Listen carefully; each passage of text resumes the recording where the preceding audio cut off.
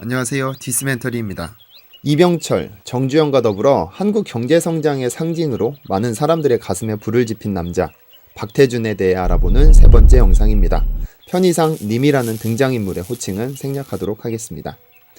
지난 시간까지 포항제철이 세워진 과정과 더불어서 역사상 최초로 1년 만에 1억 달러 매출을 기록한 포항제철의 전반적인 역사를 살펴보았습니다. 세계적인 기적으로 기록된 포항제철의 역사는 다음 편부터 조금 더 살펴보도록 하겠습니다. 이번 시간에는 박태준이라는 인물과 관련된 주요 인사들에 대해서 알아볼까 합니다.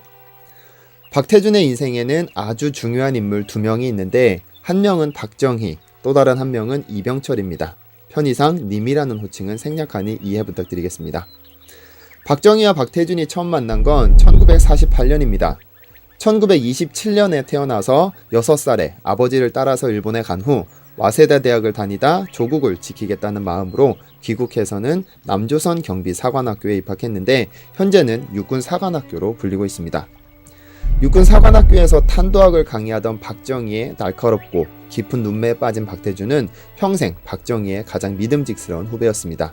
그러나 정작 박정희가 5.16 쿠데타를 일으켰지만 가장 아끼는 후배였던 박태준에게는 절대 동참하도록 요구하지 않았습니다. 나중에 청와대로 불러 이런 말을 남겼다고 하죠.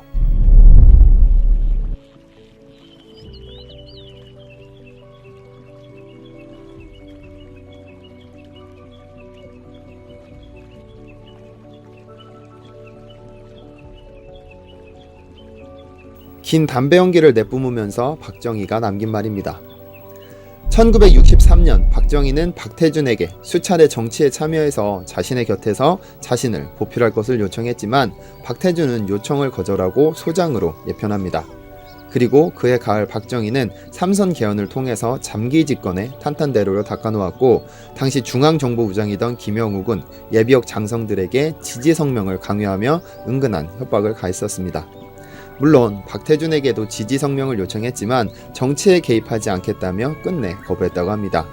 이에 대해 보고를 받은 박정희는 오히려 껄껄 웃으면서 그 친구는 원래 그런 친구니 제철 소인이나 잘하게 맡겨두라면서 면박을 줬다고 하죠. 한 번은 이런 일도 있었습니다. 포항제철이 건설됨에 따라서 1조 5천억 원에 달하는 어마어마한 금액이 투입이 됐는데 정부의 유력 인사들은 자신이 뒤를 봐주고 있는 공급업체에 물건을 쓰도록 강요하기 시작했습니다. 이때 박정희가 포처를 방문하게 되었는데 박태준의 보고를 받은 박정희는 얼굴이 굳어버렸고 메모지에 개선 방안을 전부 적도록 지시했습니다. 직접 만나러 오기 어려우니 곤란할 때마다 이걸 보여주면 된다면서 자신의 서명을 남기게 되는데요.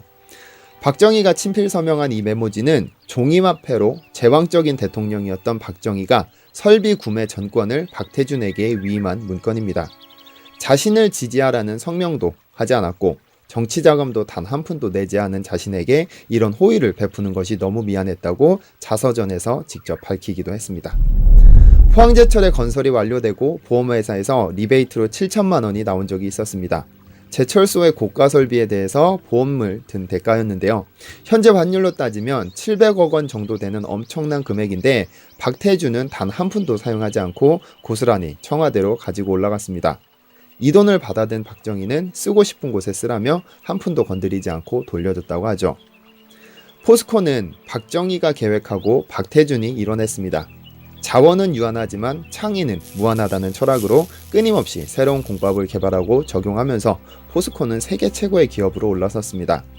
2018년 기준으로 생산량은 세계 5위 수준이지만 생산되는 톤당 순이익은 9년째 세계 1위를 달리고 있습니다. 철강 분석 전문 기관인 월드스틸 다이내믹스는 생산 규모, 수익성, 기술 혁신, 재무 건전성 등 23개 항목을 평가해서 매년 순위를 발표하고 있는데 포스코는 2010년부터 9년 연속 1위를 기록하고 있습니다. 1973년에 세워지고 30년 만에 생산량 1위, 수익성 1위를 기록했으니 정말 대단한 성과입니다. 어쨌든 박정희의 계획을 철저히 실행해낸 박태준이었습니다. 1992년 10월 3일 개천절의 깨끗한 오전입니다. 그는 서울 국립현충원의 한 묘지 앞에 서서 그동안 미뤄두었던 최종 보고서를 올리고 있습니다.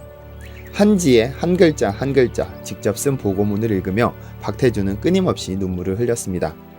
자신의 인격과 신념과 포부를 완전히 신뢰해준 한 남자를 그는 평생 동안 그리워했습니다.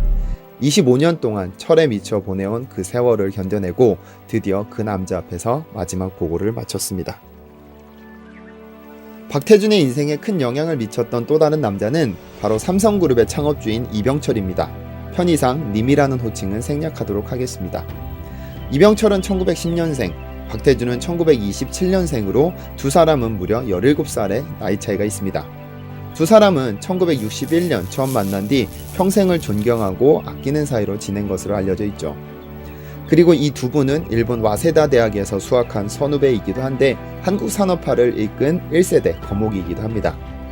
이병철은 박태준의 인생에서 중요한 고비 때마다 성심성의껏 도와줬을 뿐만 아니라 곤란한 상황에 빠진 그를 구해주곤 했습니다. 이런 고마움을 평생 잊지 않았던 박태준은 이병철의 추모 20주기 추모사를 직접 낭독하면서 26년 동안 그에게 해준 격려와 관심 덕분에 어려운 시기를 이겨냈다며 진심을 밝히기도 했습니다. 이 두 거목은 자주 만나서 경영에 대한 비전을 나누고 어떻게 하면 좀 더 회사를 잘 운영할 수 있을지 허심탄회하게 의견을 교환하고는 했습니다.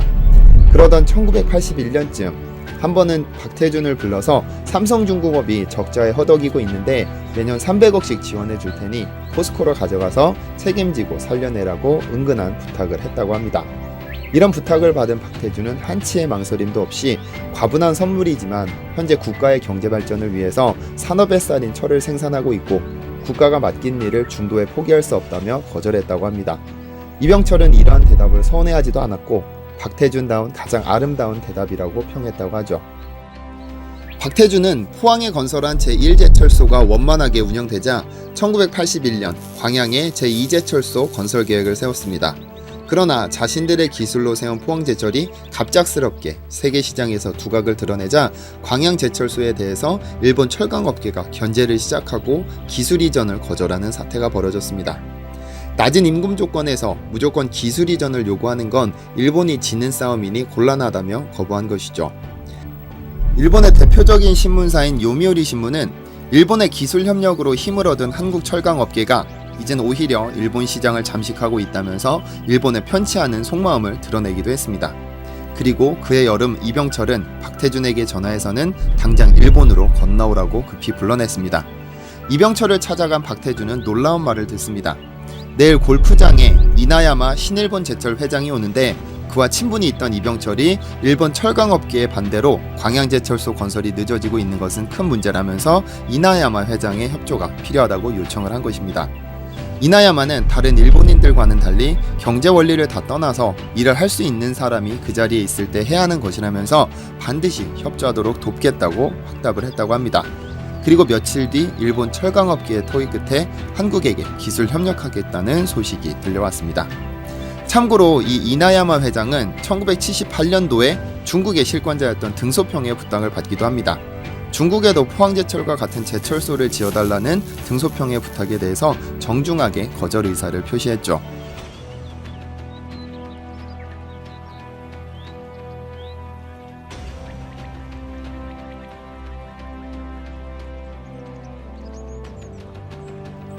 이 말에 오랫동안 고민에 담겼던 등소평이 그런 박태준을 수입하겠다면서 재치있게 대답한 것은 유명한 일화이기도 하죠. 그 이후 이나야마는 박태준을 만날 때마다 중국이 납치할지도 모르니 조심하라면서 농담을 건네곤 했다고 합니다. 어쨌든 이병철은 직접 제철소를 운영하지 않았지만 후배 박태준이 운영하는 포철을 자주 방문했습니다. 1977년 6월의 어느 날 이병철이 포항을 찾아왔습니다.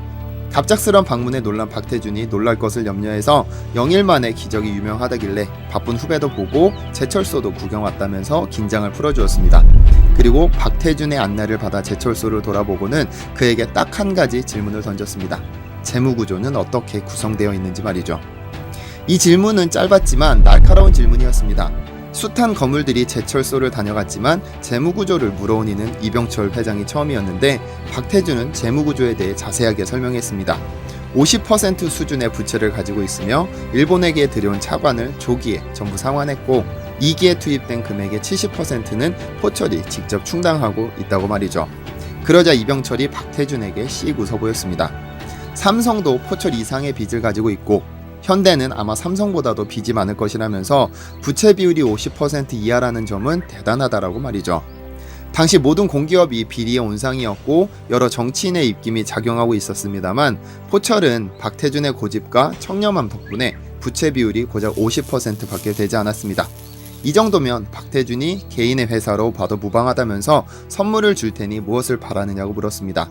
박태준은 장학금을 보태달라고 요청했고 얼마 뒤 엄청난 금액의 장학금 봉투가 도착했는데 이를 활용해서 초중고등학교를 세웠을 뿐만 아니라 제철 장학재단을 세우기도 했습니다.